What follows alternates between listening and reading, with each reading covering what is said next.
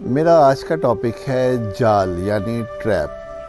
क्योंकि मैं अक्सर अपने ही जीवन को देखता हूँ या लोगों के जीवन को देखता हूँ अध्यात्म की नज़र से, तो मुझे वो एक जाल की तरह लगता है। जैसे यहाँ मैं बैठा हूँ पेड़ों के बीच में,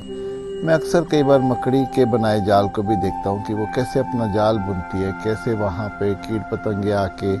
फंस जाते हैं और मकड़ी उनको अपना शिकार बना लेती है। जैसे पक्षियों को दाना डालकर उनको जाल में ट्रैप किया जाता है, वैसे ही ये जीवन भी मुझे वैसा ही लगता है। क्योंकि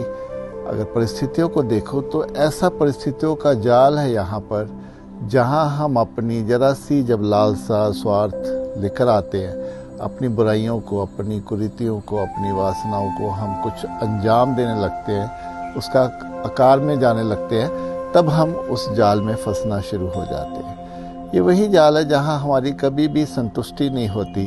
हम और के चक्कर में भागते ही चले जाते हैं। अब थोड़ा जैसे धन की परिभाषा ले तो धन जितना भी आ जाता है मनुष्य को उतना ही कम लगता है, वो और भागने, उसको और कमाने के चक्कर में भागता ही चला जाता है। मैं उसको एक जाल की तरह देखता हूँ कि जहाँ से वो जीवन भर निकल नहीं पाता। वैसे ही शोहरत को ले लो, वैसे ही रिश्तों में किसी व्यक्ति को पाने की चाहत हो, कोई मोह हो,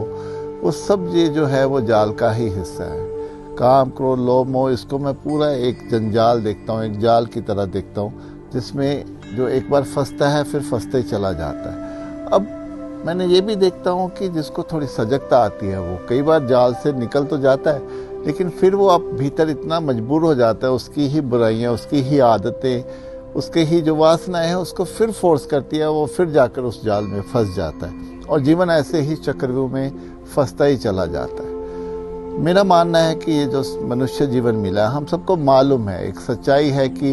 ये जीवन हमसे एक दिन चला जाएगा, लेकिन हम उसको स्वीकार ही नहीं कर पाते। हम तो ऐसे जीते जैसे पूरा हमारा जितना जब तक संसार है हमने यहीं पे इस शरीर को लेके जीते चले जाना, तभी तो हम उससे छूटते नहीं है, तभी तो हम संसार से बाहर नहीं आते, अध्यात्म के रास्ते पे नहीं जाते। अगर अध्यात्म का रास्ता देखें तो हमें यहाँ की सच्चाई बता रही है कि यहाँ कुछ भी परमानेंट नहीं है, यहाँ कुछ भी ऐसा नहीं है जिसके लिए रोया जा सके, गिड़गिड़ाया जा सके, बहुत ज़्यादा भीतर से भागा जा सके, उसकी पकड़ बनाई जा सके।